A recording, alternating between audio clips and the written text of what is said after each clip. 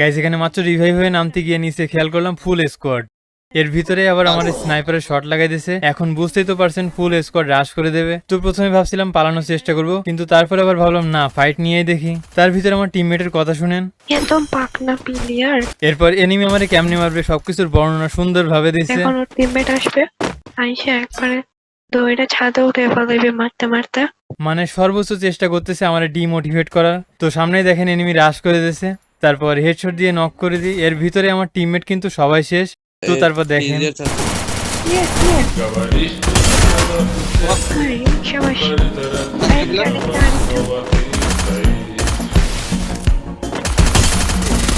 আরেকটা এসছে।